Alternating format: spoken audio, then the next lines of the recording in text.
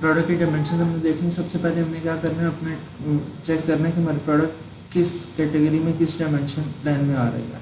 अब ये देखें उसने डायमेंशन और उसके टाइप भी में स्मॉल इन्वेलप, इन्वेलप तो नहीं है हमारे प्रोडक्ट का, ठीक है, इन्वेलप ये भी नहीं है, इन्वेलप ये भी नहीं है। हमारा यहाँ स्टैंडर्ड पार्सल होगा या ओवर साइज होगा, ठीक है। अब स्टैंडर्ड पार्सल में इसको चेक कर लेते हैं। लेंथ है 45, तो हमारी 45 से तो कम ही है, ठीक है। उसके अलावा इसकी विड्थ है 34, तो हमारी विड्थ भी 34 से कम ही है। उसके अलावा इसकी हाइट है 26, तो हमारी हाइट भी 26 से कम ही है। अगर आप इसको वेरीफाई करना चाहें कि ऊपर वाले में तो नहीं आ रही, तो आप देखें इसकी हाइट है एनवेलप की 5 सेंटीमीटर, तो हमारी हाइट ब्रीच कर रही है, हाइट हमारी 5 सेंटीमीटर से ज़्यादा है, तो हमारा यही आ रहा है स्टैंडर्ड पार्सल।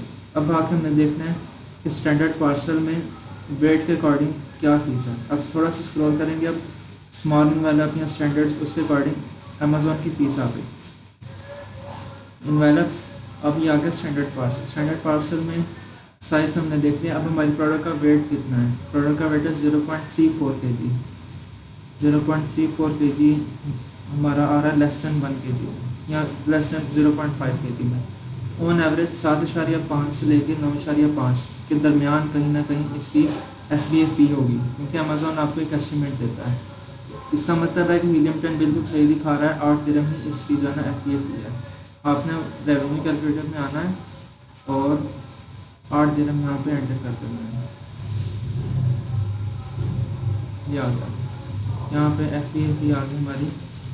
अच्छा, अब आपने सिर्फ क्या करना है, देखें FBFP के साथ लेस लिखा हुआ है, यहाँ पे आपने 8 पॉजिटिव में नहीं लिखना, आपने पहले माइनस का साइन लगा देना है, आपने 8 यहाँ पे नेगेटिव में लिखना है, ठीक है। अब आपको वो नेट बता रहा है कि भाई अगर आप 31 दिरहम का बेचें तो 8 दिरहम आपकी FBFP होगी इस प्रोडक्ट की, अगर डायमेंशन यही हो जो आपके डायमेंशन अमेज़ॉन लिस्टिंग पर शो हो रही है। अमेज़ॉन की रेफरल फ़ी इतनी होगी। अगर आपकी कॉस्ट प्राइस 11.2 हो तो फिर आपका नेट प्रॉफिट आएगा 7.15 AED, जो अरब एमिरेट्स के दिरहम है, वो आपका नेट प्रॉफिट आ गया। उसके बाद अगर आप मंथली बेसिस पे करना चाहें कि अगर मैं इसको पूरा महीने का स्टॉक बाय करूं तो फिर क्या, ऑन एस्टिमेट 100+ वाट आ रहा है वहाँ पे अमेज़ॉन के लिस्टिंग पे। अगर आप उसमें से सपोज करते हैं कि आप 50 यूनिट की सेल्स तो ले लेंगे, अगर आप 30 दिरहम का बेचेंगे या 29 दिरहम का अगर आप बेचेंगे, आप यहाँ पे 29 करके फिर कैलकुलेशन करेंगे अपनी, यानी कि जो भी आपका टारगेट है कि मैंने इस प्राइस में बेचना है। अगर मैं 29 का बेचूंगा तो मैं 50 यूनिट्स तो बेच ही लूँगा महीने का, तो फिर आपने 50 का एस्टिमेट करना है, इधर सिर्फ आपने 50 एंटर करना है, तो आपको बता देंगे कि आपके 50 यूनिट्स के लिए एस्टिमेटेड कॉस्ट कितनी है, अगर आपकी कॉस्ट पर यूनिट ये हो, ठीक है। एस्टिमेटेड सेल्स कितनी है, अगर आपकी सेल प्राइस 29 दिरहम हो, उसमें फिर आपका टोटल नेट प्रॉफिट कितना आएगा। क्योंकि वाइट लेवल में हम PPC नहीं चलाते। हाँ, एंड पे जाके कोर्स के एंड में आपको एक छोटा सा ओवरव्यू दूंगा कि वाइट लेवल में भी PPC चलाई जा सकती है, क्योंकि अगर बाई बॉक्स आपके पास नहीं आ रहा तो बाई बॉक्स अपने पास रहने के लिए थोड़ी सी हम PPC रन कर लेते हैं, लेकिन मोर देन 95% या कहने के 99% PPC चलाने की ज़रूरत नहीं पड़ती। वो भी आपने इस वजह से इसमें जो नेट प्रॉफिट होता है वो ऑलमोस्ट यही रहता है जो हमारा कैलकुलेटेड प्रॉफिट होता है। प्रॉफिट कैलकुलेशन क्लियर हो गई। अब हमने उसको 7 डेज़ के लिए ट्रैक करना है प्रोडक्ट को, जिसने हमने इस शीट में किया हुआ है।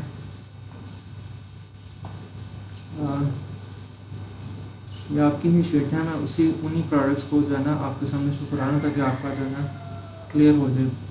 एयरप्लेन ट्रैवल पे दो। अच्छा, आपका ये सेलर अब आउट ऑफ स्टॉक हो चुका है। ये सेलर मैंने आपको बताया था कि ट्रैक के दौरान जो सेलर एकदम से डिसअपीयर्ड हो जाए, अब जैसे कि एक ये है 10, इसके 10 यूनिट थे, इसका मतलब है कि इसका डिसअपीयर्ड हो गया, इसका मतलब इसका स्टॉक ख़त्म हो गया। लेकिन अगर किसी सेलर के पास 100 यूनिट पड़े हुए थे और FBA था वो, तो इसका मतलब है कि उसका अकाउंट रिमूव हुआ या अमेज़ॉन ने उसको लिस्टिंग से हटा दिया, क्योंकि ऐसा पॉसिबल नहीं है कि एक दिन में उसके 100 के 100 यूनिट बिक गए जबकि प्रोडक्ट की मंथली सेल सिर्फ 100+ है, ठीक है। ये चीज़ का आपने ध्यान रख देना है कि अगर जो कम यूनिट्स वाला डिसअपीयर्ड हो रहा है तो इसका मतलब है कि वो सोल्ड आउट है। अगर ज़्यादा यूनिट्स वाला डिसअपीयर्ड हो रहा है इसका मतलब अमेज़ॉन ने उसको लिस्टिंग से हटा दिया या उसका अकाउंट डिएक्टिवेट हो गया, कुछ भी उसके साथ में सेट हो गया। 7 डेज़ को ट्रैक किया, आपने देखा कि बाय बॉक्स रोटेट कर रहा है ज़्यादातर, जैसे कि ये वाला सेलर भी आउट ऑफ स्टॉक हो गया, ठीक है, ये सेलर भी आउट ऑफ स्टॉक चला गया है। इसके अलावा इस सेलर का स्टॉक भी कभी बढ़ रहा है कभी कम हो रहा है, इसका मतलब ये बार बार रिस्टॉक हो रहा है। अमेज़ॉन है ये, यानी कि अमेज़ॉन के पास भी बाय बॉक्स आ रहा है और इस सेलर के पास भी बाय बॉक्स आ रहा है, इसके पास भी आया था, इसके पास भी आया था।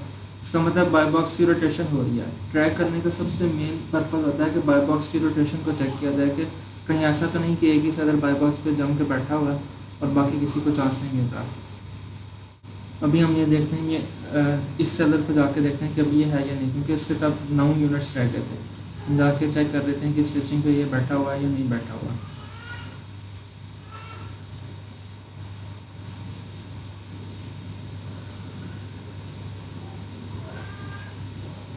इसको हम ज़रा लोड होने देते हैं।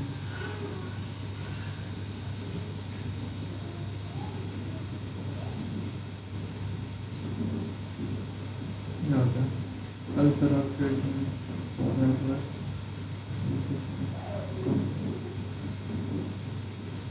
ये देखें, ये वाला सेलर भी इस वक्त मौजूद नहीं है इस लिस्टिंग के साथ में। इसका मतलब ये सोल्ड आउट हो चुका है और अपनी इन्वेंट्री क्लियर करके जा चुका है। मोस्ट प्रोबेबल ये रीस्टॉक करे, कोई पता नहीं रीस्टॉक ना भी करे, क्योंकि उसके सेलर का अपना रीज़न, हम उसमें कुछ कर नहीं सकते। लेकिन अगर कर भी जाए तो भी हमें इशू नहीं है, क्योंकि हम देख रहे हैं कि इसकी लिस्टिंग जो है वो उसका प्राइस जो है ना फ्लक्चुएशन नहीं है। हाँ, दरमियान में पॉजिटिव फ्लक्चुएशन आई थी, यानी कि प्राइस बढ़ी ज़रूर थी लेकिन प्राइस कम नहीं हुई किसी भी पॉइंट पे। अब हमारा 7 डेज़ का ट्रैक भी ठीक हो गया। हमने देख लिया कि बाय बॉक्स की रोटेशन भी है। हम देख रहे हैं अमेज़ॉन यूएई के होते हुए भी अमेज़ॉन यूएई का स्टॉक इतना ज़्यादा नहीं है, बाय बॉक्स रोटेट हो रहा है। अदर सेलर्स बेच रहे हैं, स्टॉक क्लियर कर रहे हैं, नए सेलर्स आ गए हैं, उनका स्टॉक ख़त्म हो रहा है। बाय बॉक्स की रोटेशन बिल्कुल ठीक है। प्रोडक्ट हंटिंग का या प्रोडक्ट का जो क्राइटेरिया था यूएई का, वो सारा का सारा 100% इस पर एप्लीकेबल हो रहा है। कोई भी क्राइटेरिया ब्रीच नहीं हो रहा।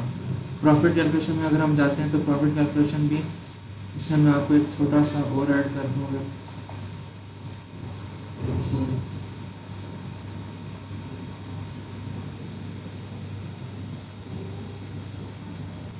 प्रॉफिट कैलकुलेशन में आपने एक चीज़ ये देखनी है कि देखें, जैसे आपका ये चेंज होगा ना प्रॉफिट परसेंटेज, जैसे कि अगर हम यहाँ पे 31 के बजाय 29 करते हैं, तो आपका प्रॉफिट मार्जिन भी ये खुद ही आपको कैलकुलेट करके बता देगा।